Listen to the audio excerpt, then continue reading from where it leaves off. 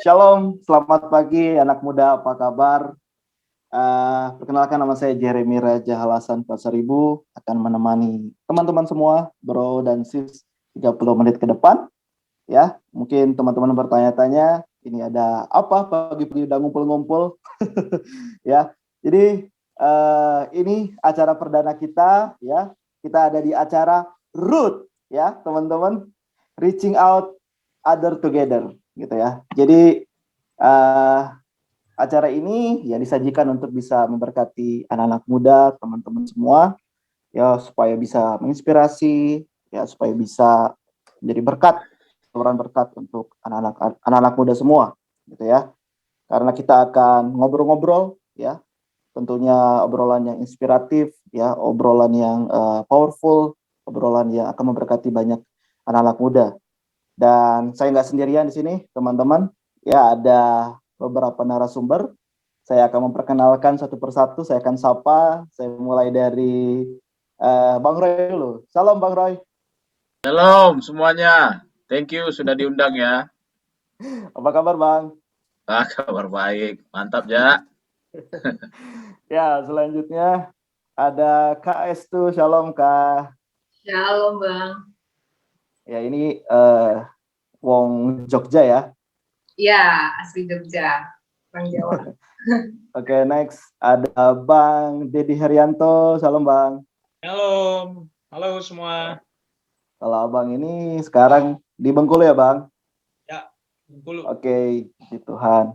Dan satu kakak yang cantik, itu Kak Sarah Gracia. Salam Kak. Shalom, shalom Raja. Apa kabar di Medan ya Kak ya? Yes, di Medan luar biasa, baik. Oke, udah kumpul nih para narasumber yang luar biasa yang akan memberkati kita semua. Jadi tema hari ini kita akan membahas tentang Journey of Faith. Ya teman-teman, kita akan mendengarkan cerita, kesaksian, obrolan dari abang-abang kakak-kakak kita pagi hari ini, tentunya pastinya ya akan memberkati kita semua. Ya, saya mau mulai. Pertama mungkin dari siapa ya? Dari Bang Dedi Herianto mungkin. Halo Bang.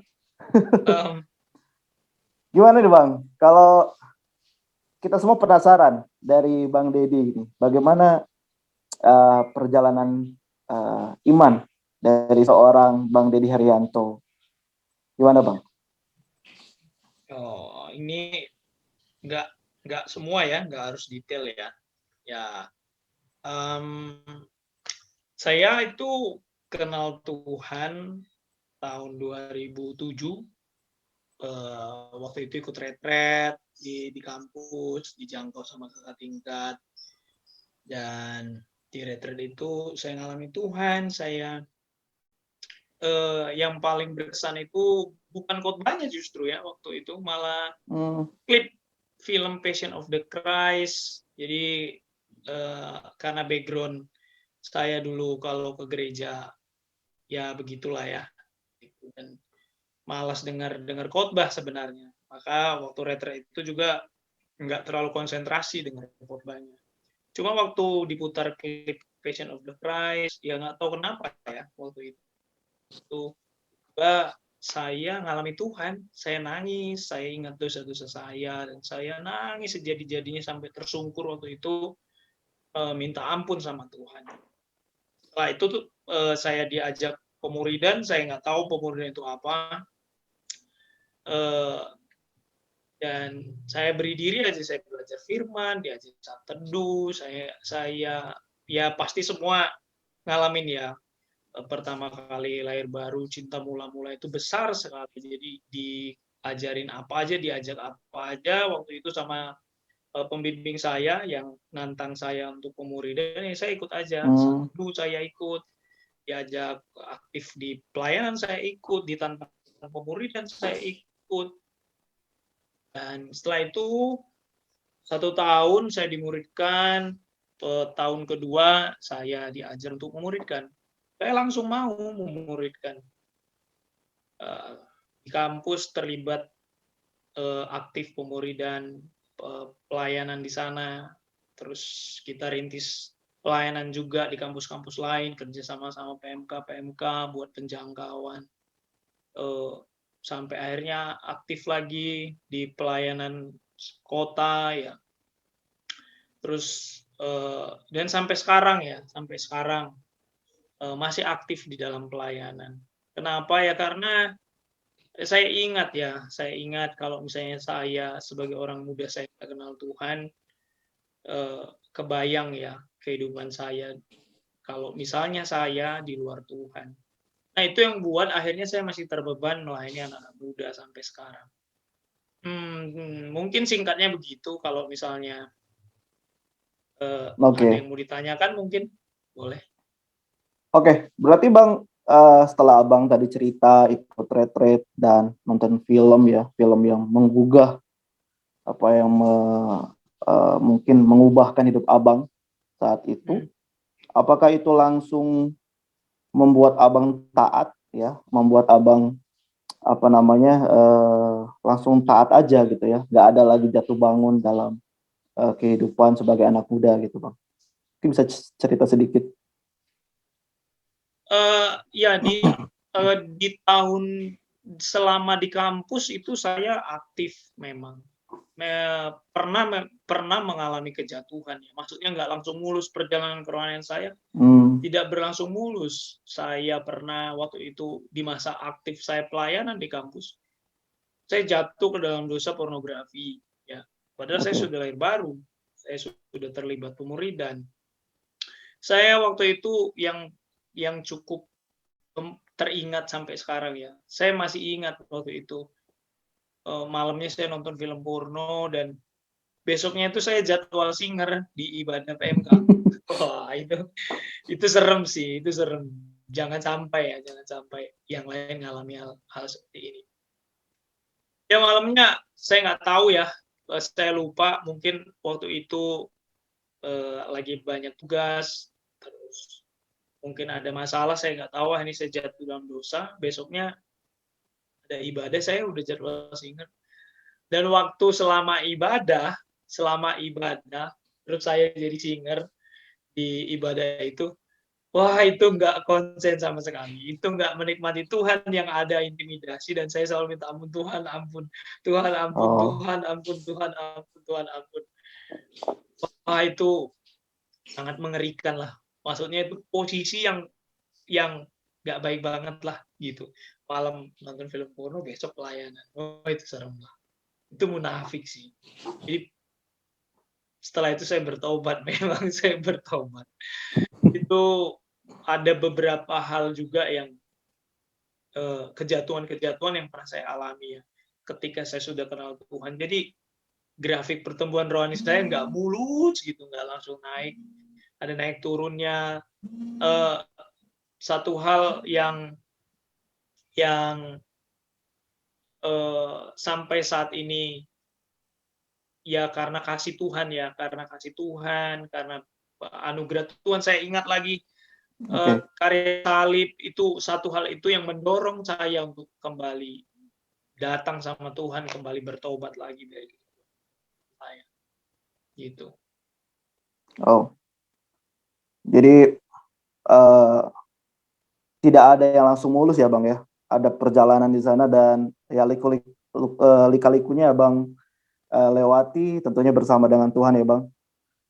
Dan tentunya Abang pasti dimuridkan dong sampai sekarang ya Bang, agar bisa menjadi pulih. Ya betul.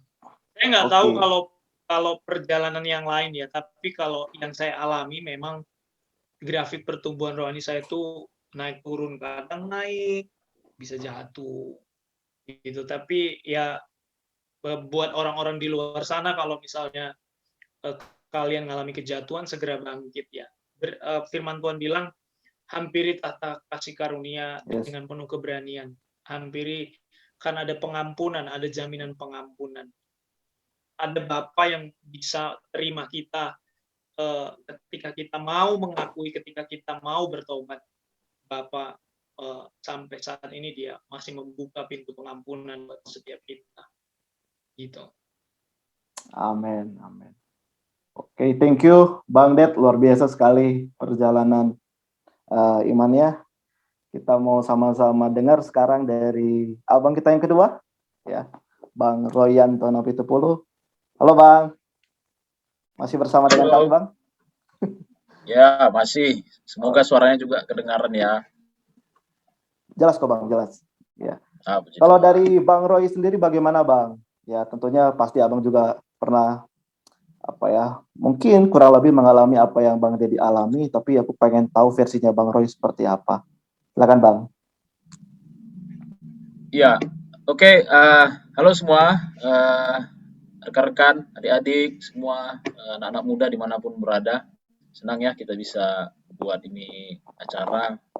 Memang kerinduannya adalah supaya dengan apa yang kita sharing ini ada banyak anak-anak muda yang diberkati. Siapapun yang nonton, pada akhirnya hidup kalian diberkati. Itu sih kerinduan utama kita.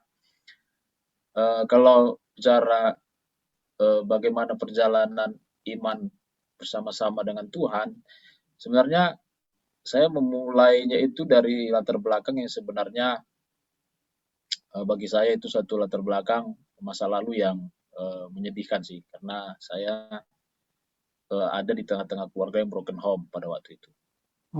Dan pada waktu itu juga saya itu hidup dalam banyak sekali tuntutan lah dari keluarga, sehingga gambar diri saya rusak. Hati saya itu juga luka ya, karena saya kecewa dengan keadaan yang terjadi. Waktu itu biasa ya anak-anak tuh membandingkan dengan tetangga gitu loh.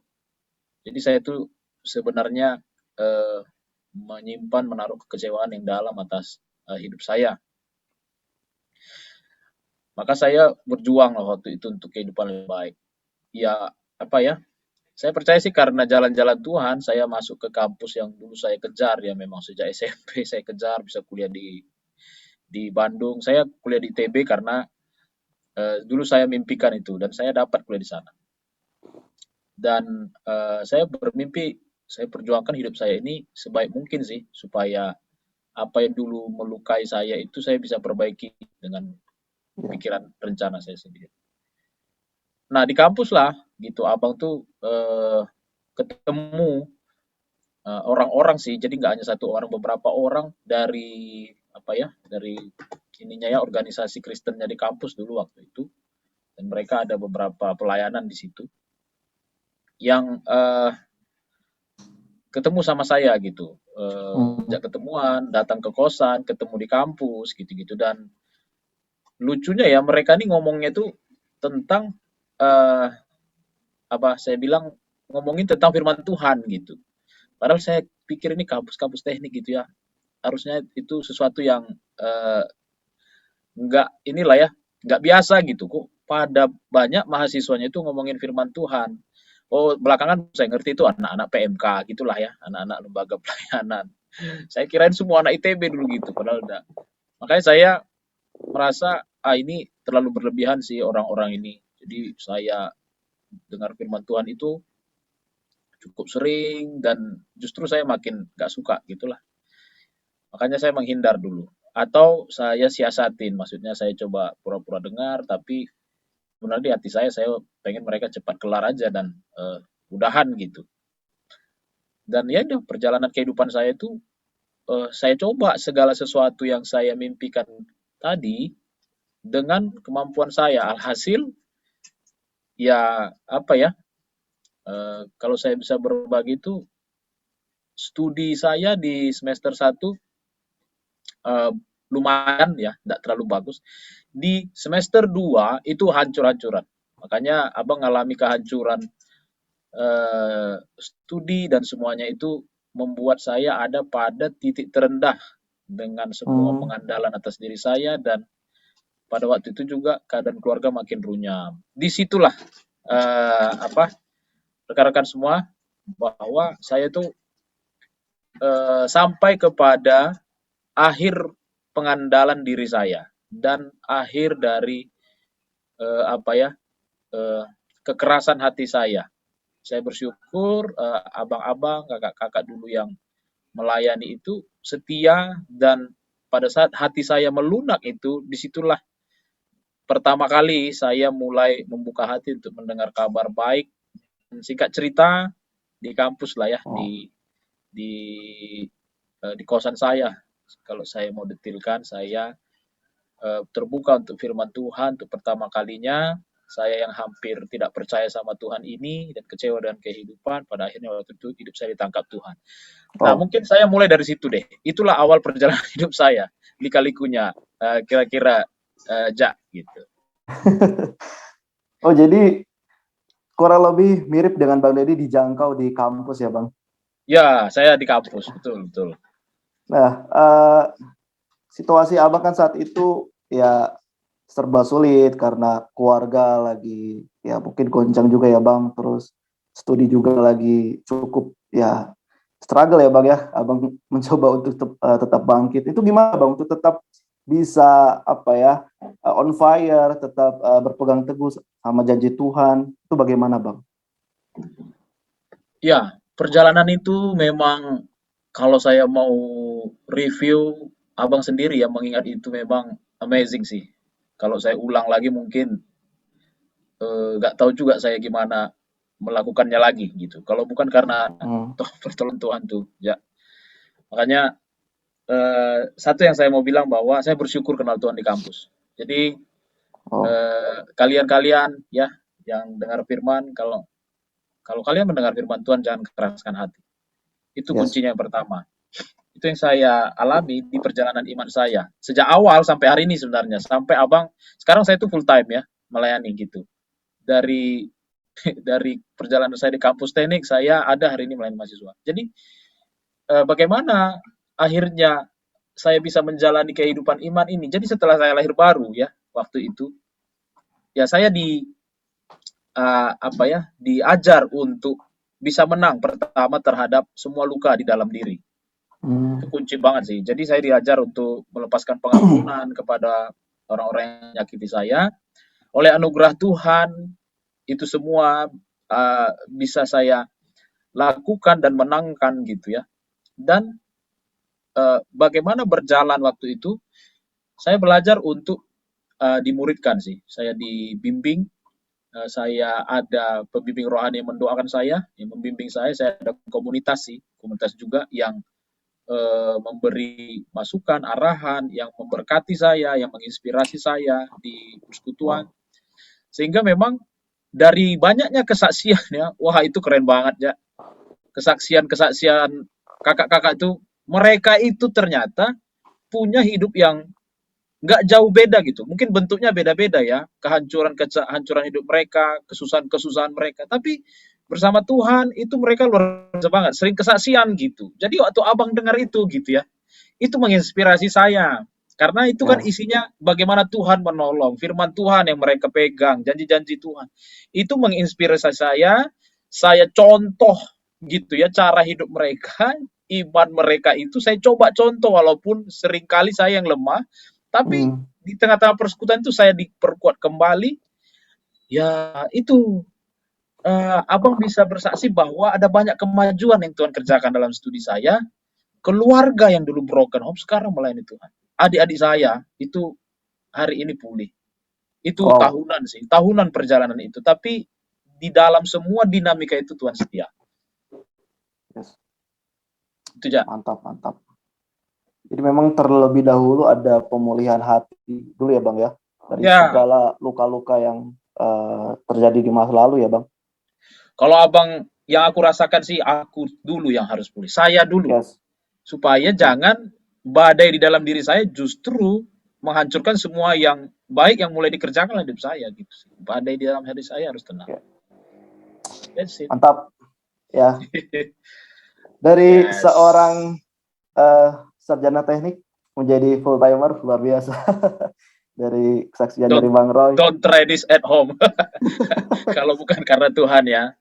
Ya, mantap Bang. Terima kasih Bang. Next, sekarang kita dari yang ganteng-ganteng sekarang ke yang cantik-cantik. Kita mau mulai dari mungkin dari KS dulu ya. Ya, sabar ya Kak Sarah. Oke, salam KS tuh. Shalom Bang. Bang Jogja, apa kabar sana? Baik. Udah dengar ya? Kenapa? Udah denger ya kesaksian dari Bang Roy dan Bang Dedi? Sudah. Luar biasa Ya. kayak mereka. Ya, saya yakin umur kalian gapnya agak jauh ya.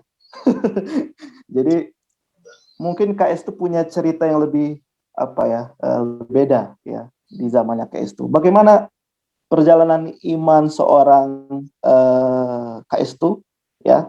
Saya percaya juga pasti akan memberkati kita semua. Silakan Kak, bisa sharing. Oke, kalau saya sih mungkin Bang Roy atau Bang Dedi tadi di mahasiswa ya. Kalau saya pribadi, saya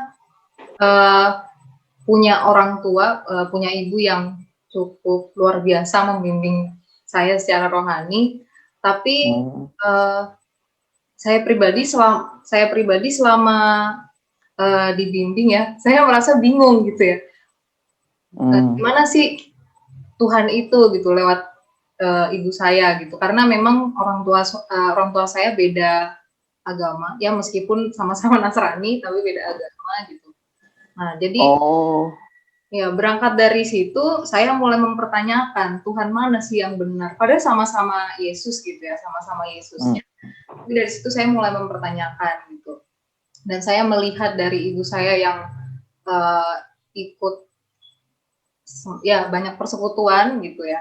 Jadi saya pikir, oh kalau gitu aku cari Tuhan lewat ikut banyak persekutuan aja gitu ya. Kemudian waktu SMA dalam sebuah persekutuan, dalam sebuah komunitas siswa Kristen ya. Nah di situ saya diajak untuk ikut sebuah KKR. Ya disitulah pertama kali saya mulai diajari untuk mengampuni gitu ya. Awalnya saya cuma ngerti, oh saya harus mengampuni gitu. Saya harus mengampuni, saya harus mengasihi teman-teman saya gitu.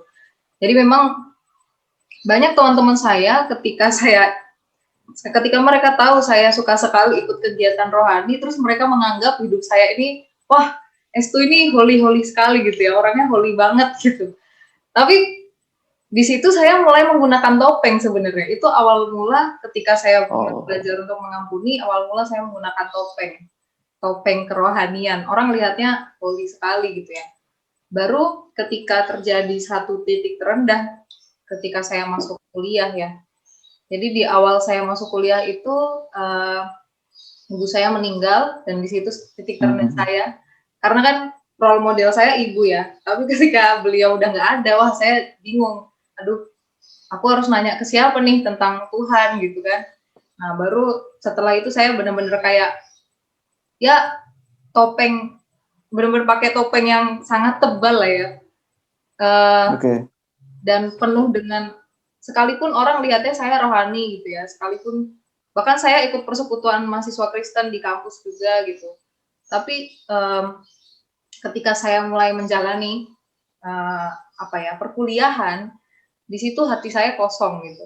Di situ hati saya kosong dan sangat merindukan sesuatu yang mengubahkan hidup gitu ya. Bahkan sampai satu titik, suatu waktu saya benar-benar kehilangan arti gitu. Saya bahkan sempat pengen bunuh diri gitu ya lewat. Oh ya? Iya betul Bang. Jadi jarak dari rumah ke kampus, jarak dari rumah ke kampus itu cukup jauh gitu. Sekitar 30 sampai 40 menit lah. Nah, di situ saya karena benar-benar udah nggak tahu, mungkin dalam keadaan keluarga yang nggak ada orang yang memperhatikan saya, dan di situ saya benar-benar udahlah ngapain juga hidup gitu ya. Akhirnya saya ngebut nih sampai dari rumah sampai kampus. Tapi ya nyampe kampusnya selamat aja gitu. Nyampe kampus selamat, puji Tuhan. Meskipun niatnya pengen bunuh diri waktu itu. Nyampe kampus saya selamat. Tapi anehnya di situ ketika saya masuk kelas ya, waktu saya masuk kelas di situ teman saya tiba-tiba teriak, "Woi, si ini kecelakaan," gitu. Wah, di situ langsung saya tertampar gitu ya. So aku dalam hati bilang sama Tuhan, aku yang minta kecelakaan, tapi kenapa malah si ini yang kecelakaan? Jadi ada satu teman saya yang kecelakaan gitu, dan sampai patah juga kaki tangannya. Tapi di situ saya jadi mikir, kenapa kenapa Tuhan masih izinkan saya ada gitu. Sampai suatu kali saya ketemu sama seorang kakak gitu ya. Jadi saya lihat kakak ini bukan circle saya banget, maksudnya saya bukan tipe yang suka bergaul sama kakak ini sebenarnya gitu, karena memang beda lah kami, mungkin secara circle sangat beda, tapi tiba-tiba dia menceritakan tentang surga dan neraka gitu. Jadi di surga tuh begini, neraka tuh begini, tuh gini-gini, dan di situ saya selalu mulai mempertanyakan gitu, kok kakak ini bisa gini ya gitu. Nah di situ si kakak ini mengajak saya untuk pemuridan. Setelah itu saya mulai, oh ya saya mau ikut pemuridan. Nah di situ saya mulai ngerti kebenaran ya, mulai mengerti, dibimbing secara khusus, mulai mengerti tentang hati Bapa, mulai mengerti tentang gambar diri, mulai mengerti tentang banyak hal lah ya. Dan sampai ya singkat cerita, ketika saya mulai diajari, saya mulai mengerti, saya mulai terbuka segala sesuatunya. Oh ternyata ini ya gitu ya. Sampai bahkan ketika diajak persekutuan sama-sama, motivasi hati saya sebenarnya waktu ikut persekutuan itu pengen ketemu maksudnya pengen kenalan ya sama teman-teman di kampus, karena ada beberapa kakak angkatan yang ikut juga, beberapa teman yang ikut juga gitu. Tapi anehnya dalam persekutuan itu musiknya biasa aja waktu itu. Saya jujur musiknya biasa aja, terus lagunya biasa aja awalnya ya. Tapi ketika mulai masuk penyembahan, ketika mulai masuk doa gitu, ada suara yang bilang ke hati saya gitu, sampai kapan kamu mau setengah-setengah ikut Tuhan waktu itu. Dan saya di situ benar-benar, wih ini suara apa gitu kan, sampai kapan kamu mau setengah-setengah ikut Tuhan gitu ya. Dan kemudian di situ saya mulai nangis, dan saya mulai bilang, Tuhan oke lah kalau ini benar Engkau, ya saya mau ikut Tuhan sungguh-sungguh mulai sekarang. Saya nggak mau ikut persekutuan hanya karena ada si ini atau ada si itu gitu ya. Saya mulai di situ membuka hati saya untuk mengenal Tuhan, dan ya itu awal mula akhirnya saya memutuskan untuk sungguh-sungguh ikut Tuhan. Dan setelah saya mulai dimuridkan, saya mulai ikut retret mahasiswa juga waktu itu, disitulah saya baru ngerti gitu, ternyata segitu besar Tuhan mengasihi saya, segitu besar Tuhan mencintai hidup saya, dan dari situ saya mulai berkomitmen untuk ya saya juga mau hidup untuk Tuhan. Dan saya jadi tahu ternyata ini ya tujuan Tuhan, kenapa Tuhan mengizinkan saya hidup waktu itu gitu. Jadi akhirnya ya terjadilah padahal udah ngebut-ngebut ya. Padahal udah ngebut-ngebut. Tapi ya puji Tuhan selamatkan sampai sekarang. Gitu sih Bang. Jadi setelah dibimbing secara khusus gitu kan ya, setelah ya dimuridkan, topeng yang tadi dikatakan kemunafikan ya, topeng kerohanian itu udah lambat laun semakin ditanggalkan ya, Estu ya. Iya betul Bang, karena memang ya saya akhirnya belajar untuk mengakui bahwa oh iya Tuhan, aku tuh nggak se-holy itu, aku tuh nggak keren yang orang lain pikirkan. Kalau misalnya orang bisa lihat, wah Kak Estu begini, itu benar-benar saya bisa bilang itu karena Tuhan, karena aslinya dalam hati ini degil sekali gitu ya, maksudnya dalam hati ini begitu banyak dosaku, meskipun mungkin bukan dosa membunuh, bukan dosa yang orang lain pikir ekstrim, tapi ya hal-hal yang sepele-sepele pun ya termasuk dosa, dan saya pun merasa bahwa begitu banyak dosaku ini gitu. Wow. Jujur baru dengar sih cerita dari Kak Estu. Kayaknya abang-abang yang lain juga kayaknya baru tahu juga. baru tahu. Ya, puji Tuhan. Ya, sangat memberkati sih. Ya dari Estu, ya walaupun di antara kita mungkin Estu yang paling muda ya. Oke. Terima kasih Estu. Kita lanjut ke kakak yang cantik satu lagi, yaitu Kak Sarah Gracia. Halo Kak. Halo Ja. Oke, puji Tuhan. Tadi kita udah dengar kesaksian atau cerita ya dari abang-abang dan Ya. Kak Estu ya. Aku yakin Kak Sarah juga pasti punya satu cerita yang unik atau cerita yang berbeda, cerita yang pengalaman-pengalaman luar biasa bersama Tuhan. Nah, mungkin Kak bisa sedikit cerita gimana Kak? Oke, pertama terpesona dengan pekerjaan Tuhan sama hidup abang-abang dan Estu yang dia boleh diceritakan tadi gitu. Luar biasa Tuhan, begitu manis gitu. Dan kalau aku pribadi, perjalanan imanku dimulai dari kota yang sama mungkin dengan Bang Roy dan Dedi di Bandung gitu Bandung ya. ya Kak? Yes, Bandung 2010. Oke.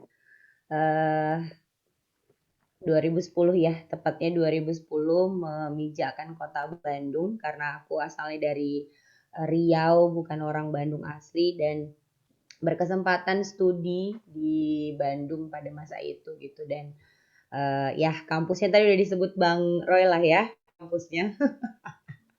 Dan di sana bertemu Tuhan lewat penjangkauan yang dilakukan teman-teman di kampus. Ada seorang kakak yang super lembut sekali gitu ya, menghampiri, datang ke asrama. Waktu itu saya tinggal di asrama putri dan diketok kamarnya dan mulai cerita di sana. Awalnya memang mengeraskan hati kayak ya karena aku punya background keluarga yang ya tanda kutip sudah mengenal Tuhan, jadi kayak apa sih kakak ini gitu, masih ada lah pikiran-pikiran seperti itu. Tapi ya kakak itu terus menerus gitu ya, sampai satu hari kami ketemu, saya ingat banget itu di depan perpustakaan, dan dia sampaikan lagi dengan detail firman Tuhan waktu itu. Dan dia waktu itu dia bilang gitu ya, dia cerita tentang surga dan neraka, mungkin mirip lah dengan apa yang dia alami Estu gitu ya.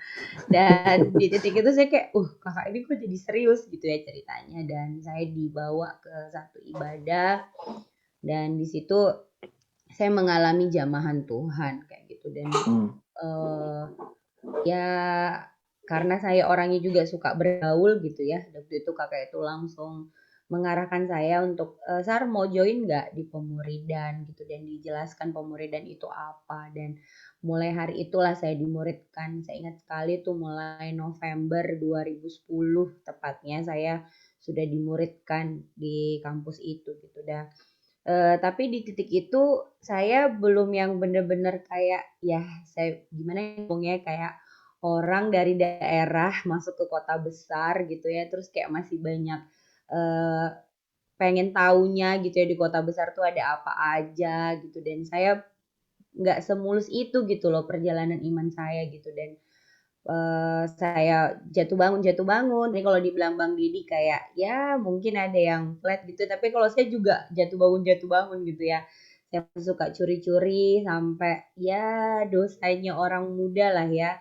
Saya dosa favorit anak muda. ya dosa favorit anak-anak muda gitu. Dan karena itu kota besar Bandung, saya ke kucing-kucingan. Di situ saya sebenarnya sudah dimuridkan gitu ya, tapi saya lari-lari dari pembimbing saya masih ya di belakang pacaran sama pria-pria kayak gitu. Dan seperti itulah gitu ya, sampai saya bermasalah di satu keadaan itu di studi gitu. Tapi bukan karena pelayanan atau bukan karena pemuridan, tapi karena sayanya nggak benar-benar bersedia gitu untuk dibimbing gitu ya.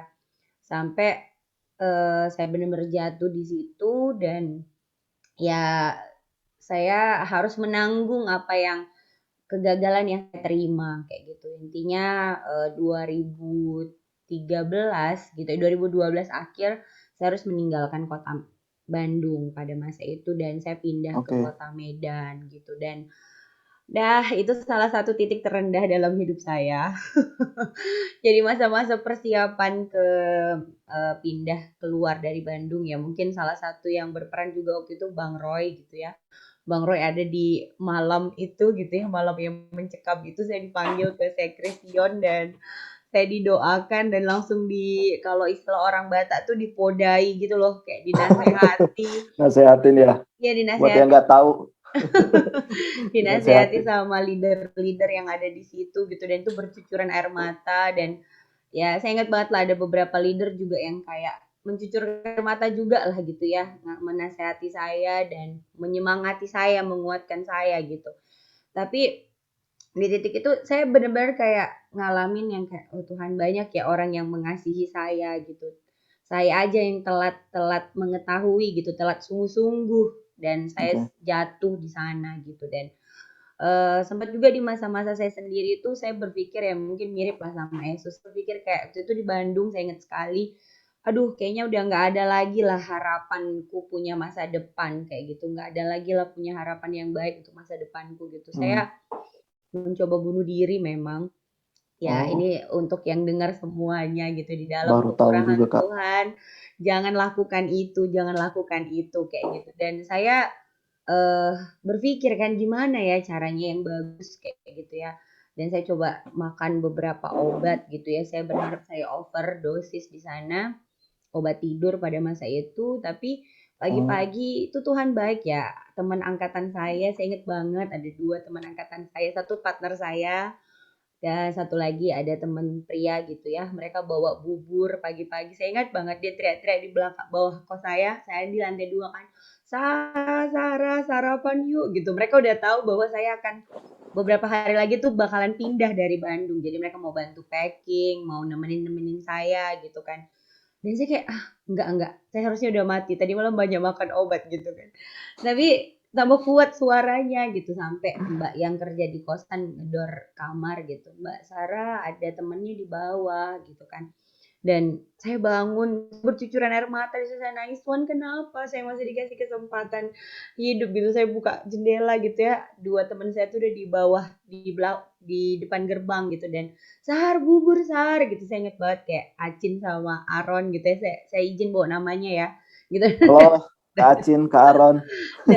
datang ke kosan dan ya itulah cara Tuhan gitu. Dan sampai saya harus meninggalkan kota Bandung, saya pindah ke Medan, dan di situ pun saya struggling, berjuang. Saya nggak awalnya tuh saya kayak nggak pengen punya teman, cuman kayak udah gimana lah supaya studi saya selesai, itu aja dalam pikiran saya gitu. Dan di situ Tuhan nggak berhenti ya. Saya percaya buat semuanya juga pasti mengalami, abang-abang tadi Estu, Raja juga pribadi mengalami. Yes. Bagaimana luar biasanya kasih Tuhan itu mengejar kita kayak gitu ya. Tuhan itu mengasihi kita gitu ya. Ada aja cara Tuhan kirim orang-orang, sampai suatu hari saya bertemu dengan seorang kakak juga gitu ya, dengan arahan leader di Sion ini gitu ya. Saya dimuridkan kembali setiap minggu, setidaknya saya dimuridkan 2 kali dalam seminggu. Saya diajar, saya dibimbing, saya ditemani kayak gitu. Dan saya bersyukur sih gitu ya, di hari-hari saya berjuang di Medan ini, sampai akhirnya saya berani memuridkan gitu ya. Saya berani memulai pemuridan di kota Medan, dan hari ini saya mau bilang masih dalam perjuangan. Amin. Udah kayak khotbah ya. Jadi kayak masih dalam perjuangan semuanya, masih dalam area pertandingan, tapi saya percaya Tuhan setia sih, Tuhan setia. Jadi nggak ada alasan untuk kita menjadi lemah dan mundur gitu ya. Sekali-sekali kita lemah pun Tuhan sanggup menolong kita gitu. Dan saya percaya itu sih yang saya pegang, itu sih kira-kira aja. Thank you. Perjalanan panjang ya Kak ya, dari Bandung dan sekarang ada di kota Medan ya Kak? Yes, di Medan. Ya. Wow, saya percaya setiap kita punya perjalanan iman masing-masing ya. Dan kalau kita lihat, kalau kita dengar tadi cerita dari abang dan kakak, ada satu kata yang sering saya dengar, pemuridan gitu. Nah, saya mau tanya nih sama abang, kakak, nanti bisa langsung aja dijawab. Seberapa penting sih pemuridan itu dalam perjalanan iman setiap orang percaya gitu? Mungkin dari Bang Deddy dulu deh. Menurut abang seperti apa Bang? Seberapa penting pemuridan dalam perjalanan iman kita? Oke. Nanti yang lain nambahin ya.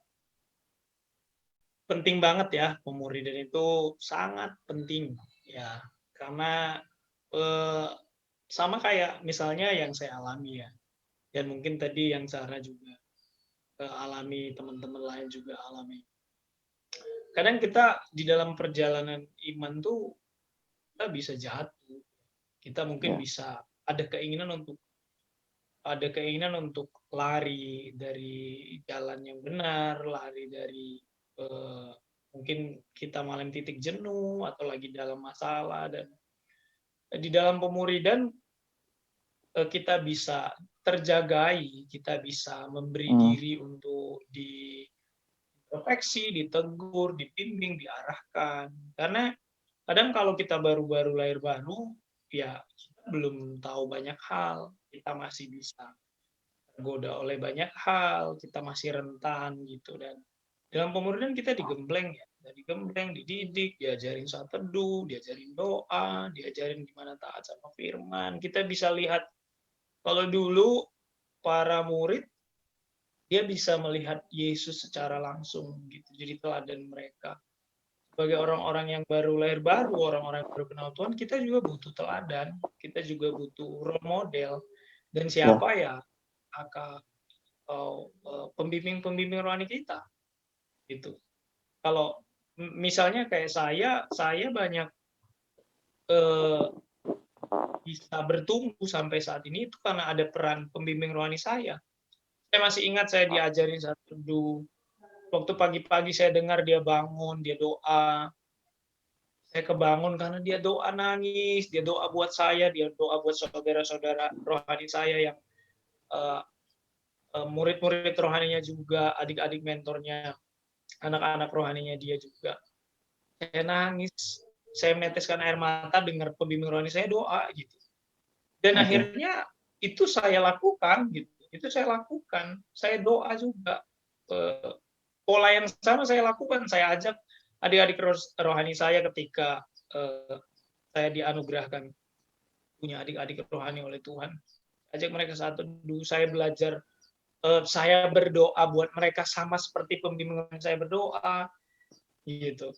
Dia kunjungi saya, dia datang ke, waktu itu saya tinggal tempat kakak saya. Nah, dia datang ke sana, dia kunjungi. Gitu. Ketika ada masalah saya datang sama dia. Saya minta dukung dalam doa, Bang, butuh dukung dalam doa karena saya begini-begini. Saya masih ingat dulu waktu di kampus saya suka sama orang yang beda iman. Saya naksir sama orang yang beda iman. Itu udah teman sekelas ya, teman jurusan itu udah tahu lah, kami ini deket banget lah. Kalau mau ke kampus saya jemput, pulang kampus saya antar, saya pernah ke rumahnya. Pembimbing saya tegur gitu, pembimbing saya tegur, Dad, kamu yakin kamu mau sama dia bla bla bla bla, kamu udah lahir baru begini-begini. Dulu saya masih biasa, masih berapi-api, tapi berapi-apinya tuh tidak terarah gitu kan, masih bercampur sama kedagingan. Saya bilang, Bang, nanti aku injili. Saya bilang. Radikal nggak jelas ya, Bang. Ya, tapi saya percaya dia pasti sering doain saya. Ya. Dia pasti sering doain saya di dalam doa-doanya pribadi. Karena waktu saya nginep di kosannya, kita tidur bareng nih, tapi dia subuh-subuh itu bangun sebelum kami saat teduh bareng. Dia bangun, dia ke ruang tengah karena dia ngontrak. Waktu itu saya diajak nginap di tempat dia ngontrak, kontrakannya dia. Dia doa di situ sendiri, nangis, disebutin nama saya, disebutin nama saudara PA saya. Dan saya percaya ya ada peran dia yang Tuhan anugerahkan untuk jadi saluran kasih Tuhan buat hidup saya. Gitu. Jadi penting banget ya, penting banget gitu. Penting. Ada orang-orang yang lebih dewasa rohani yang bisa ngarahin kita, negur kita, bimbing kita. Itu mungkin dari saya. Yang lain mungkin bisa ditambahin. Wow. Tentunya nggak ada yang instan ya, Bang ya. Untuk bisa, kalau kita melihat Bang Deddy sekarang kan, ya pasti punya latar belakang, punya masalah yang beliau pasti berjuang. Banyak lah, banyak. Kalau nanti sampai seperti satu, nggak selesai nih. Jadi teman-teman ingat ya, nggak ada yang instan. Bang Deddy aja dimuridkan. Ya, saya juga rindu teman-teman juga dimuridkan. Amin. Mungkin KS itu bisa nambahin sedikit. Iya, sama sih, sama dengan Bang Deddy. Kalau pemuridan itu menurut saya penting banget. Karena sebenarnya seperti yang saya cerita tadi kan sebenarnya saya sudah mengenal pengampunan itu dari SMA. Setelah itu saya ke gereja, saya pelayanan di gereja juga waktu itu. Tapi memang ada satu yang kurang, pemuridan itu gitu. Yang ternyata ketika saya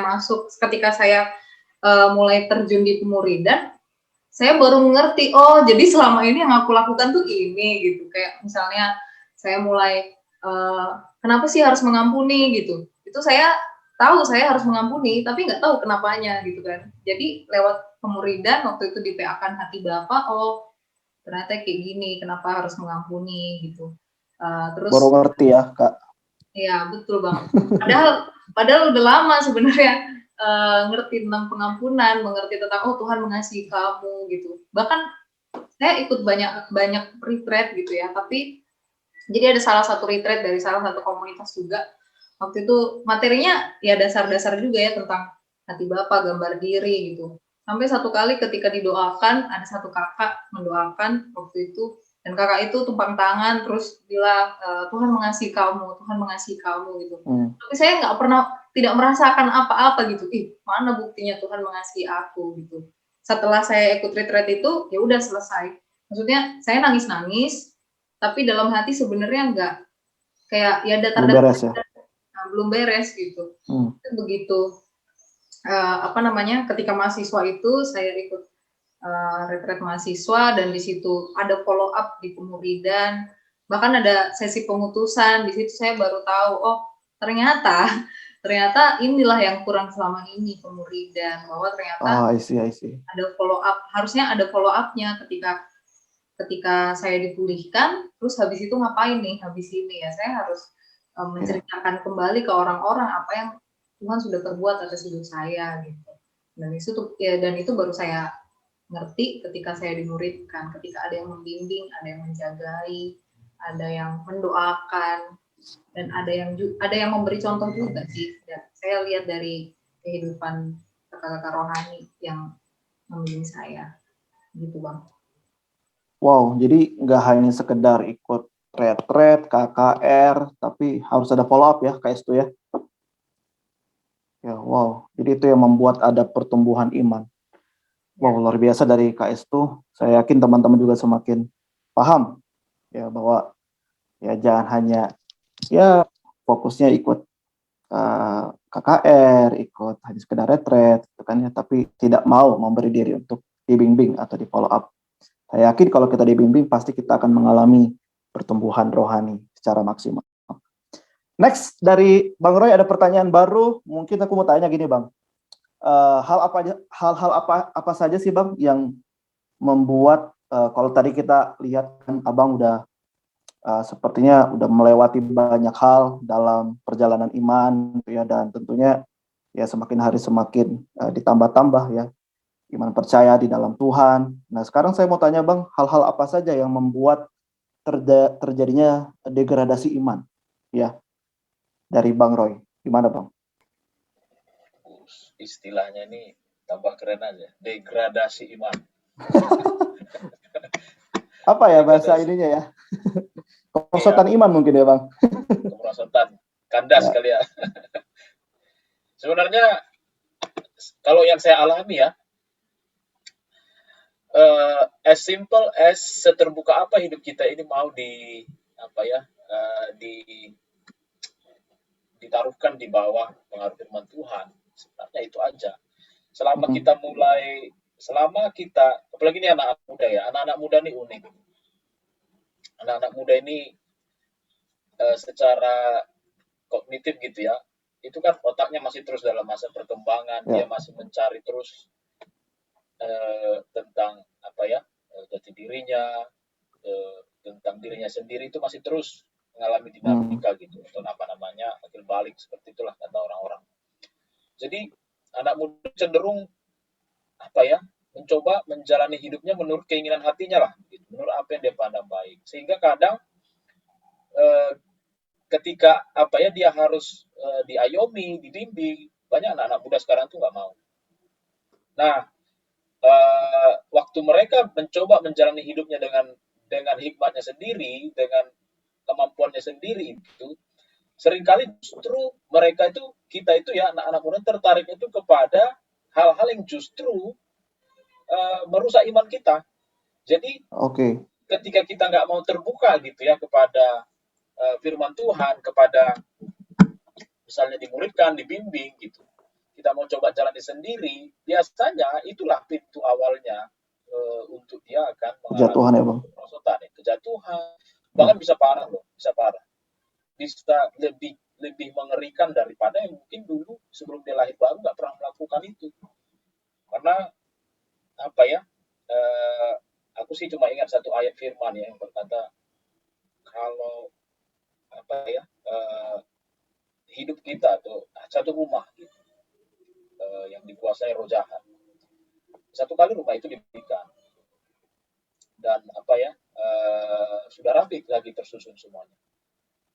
Tetapi ketika roh jahat yang sudah pernah keluar dari situ melihat lagi, datang lagi ke rumah itu dan melihat bahwa tidak ada di situ apanya ya, yang menjaga rumah itu walaupun sudah bersih, dia akan datang katanya dengan membawa rekan-rekannya, nah, gitulah ya, dan lebih banyak lagi sehingga keadaannya lebih buruk dari itu.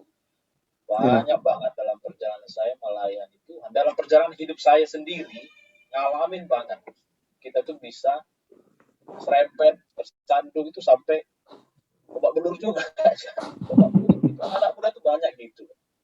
Itu sih abang alami ya, abang pikirkan. Ya.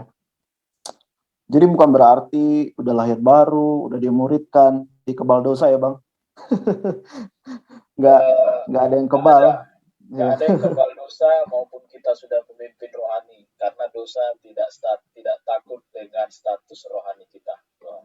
Jadi kita memang harus berjaga-jaga senantiasa ya Bang? Berjaga-jaga di dalam melakukan firman-Nya. Amin. Oke, dari kakak kita, gimana Kak Sarah? Ada yang ditambahkan mungkin? Ya, tadi mau nanggepin juga sebelum pertanyaan sebelumnya, boleh ya sedikit kenapa Ya, pemuridan silakan, itu Kak. penting dan berhubungan juga lah dengan pertanyaan apa tuh hal-hal yang bisa bikin kita ngalamin kemerosotan iman. Sebenarnya kalau saya pribadi, pengalaman pribadi, saya lihat betapa begitu berartinya pemuridan karena di dalam pemuridan itu ada pendisiplinan. Dan saya nggak kebayang kalau saya nggak pernah dimuridkan dan saya nggak pernah didisiplin secara rohani. Mungkin saya akan jadi orang yang benar-benar liar seperti itu. Nah, Amsal kan catat ya, di mana nggak ada visi maka liarlah rakyat itu gitu. Dan saya bersyukur gitu, benar-benar bersyukur dalam pemuridan ada nilai-nilai pendisiplinan gitu. Ada orang yang berani gitu ya menyatakan kebenaran dan kebenaran itu memerdekakan kita kayak gitu. Nah, ini kan butuh komitmen ya di dalamnya gitu. Dalam pemuridan tuh butuh komitmen di dalamnya bahwa kita bersedia gitu untuk kita ditegur, bersedia kita untuk didisiplin, dan itu bukan, saya pribadi saya ngerasa sejauh ini itu bukan untuk menguntungkan suatu oknum gitu ya, tapi di dalam kemurahan Tuhan gitu ya, kita dipanggil dalam persekutuan bersama dengan Bapa supaya ya kita sama-sama bertumbuh gitu, bertumbuh mengarah kepada Kristus, kita dinasehati, diajar, dididik, dibentuk seperti itu gitu. Dan ya salah satu faktor yang bisa membuat kemerosotan tadi gitu ya, kenapa? Ya saya pribadi juga mengalami karena saya enggan untuk didisiplin gitu.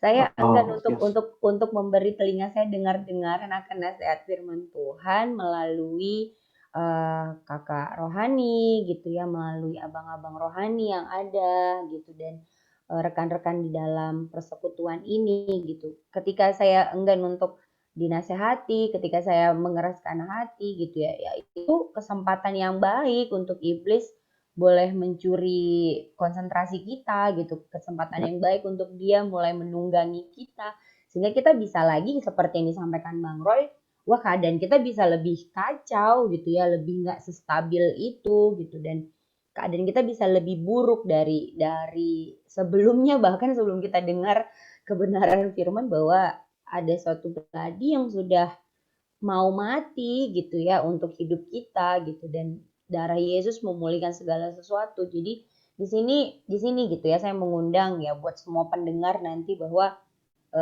penting sekali gitu kita memberi diri kita untuk bersama-sama dalam pemuridan, dan anak-anak muda jangan biarkan pikiranmu liar gitu ya, tapi izinkan Amin. Sepakat. kebenaran firman Tuhan gitu, karena kebenaran itu memerdekakan. Itu sih ya dari saya. Oke. Jadi dalam pemuridan itu ada pendisiplinan ya Kak ya? Yap. Dan memang mungkin nggak enak ya, mungkin nggak enak dan mungkin akan banyak pengorbanan di sana, nggak hanya kakak rohani tapi juga kita sebagai pribadi yang dimuridkan. Tapi kita melihat buahnya, kita melihat hasilnya ya. Saya percaya setiap pribadi yang dimuridkan, memberi diri dimuridkan, ya akan mengalami pertumbuhan yang maksimal gitu ya. Walaupun ya setiap orang punya pertumbuhan yang berbeda-beda, tapi kita akan masuk pada pertumbuhan yang akan membawa kita kepada pengenalan akan Tuhan yang lebih dalam lagi. Luar biasa pembicaraan kita pagi hari ini gitu ya. Mungkin sebelum penutup ada yang mau disampaikan dari kakak-kakak atau abang-abang? Ada? Dari Bang Roy atau Bang Dedi atau Kak Estu mungkin ada? Jadi mungkin yang bisa Abang simpulkan sih dari apa yang kita bicara ini kan,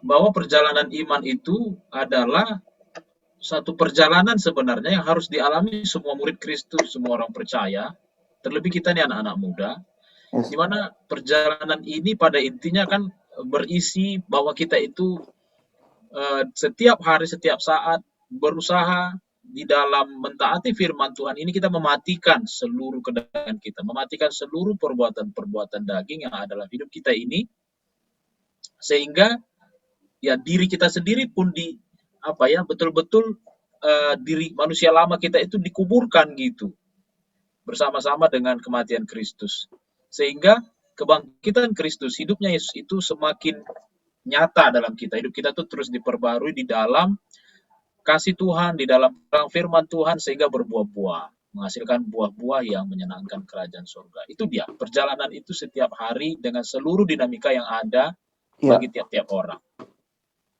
Itu mungkin yang bisa Bang simpulkan ya. Ya, mungkin ada yang lain? Bang Dedi mungkin, Kak Estu, Kak Sarah? Ya, kalau dari saya ya bisa saya tarik ya.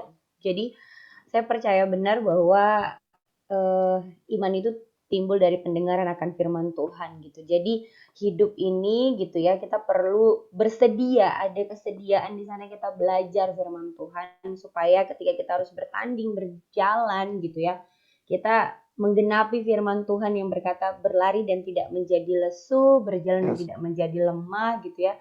Kita benar-benar fokus, dan di situ kita mengalami Tuhan, nggak ditinggalkan sendiri. Dan saya pribadi sering sekali gitu ya merenungkan bahwa firman yang bercerita seperti ini, kayak ranting yang tidak menghasilkan itu kan akan dibersihkan ya gitu ya. Jadi tadi Bang Roy sempat singgung kan ya, iblis tuh dosa itu nggak takut dengan status rohani seseorang gitu. Jadi kita perlu bersedia nih kalau ada sesuatu yang ya nanti mungkin jadi topik selanjutnya ya, yang Tuhan ingatkan di dalam hidup kita untuk dibersihkan, ya kita perlu bersedia kayak gitu, perlu bersedia di sana ya, di dalam kemurahan Tuhan pasti kita dimampukan lah berjalan seperti itu. Itu dari saya. Wah, seru banget ya pembicaraannya. Luar biasa dari Kak Sarah dan rekan-rekan, luar biasa. Oke, mungkin sekian apa yang kita bicarakan pagi hari ini. Saya percaya akan memberkati, menginspirasi, dan akan membuat teman-teman semakin terpacu ya untuk semakin mengenal Tuhan lebih dalam lagi.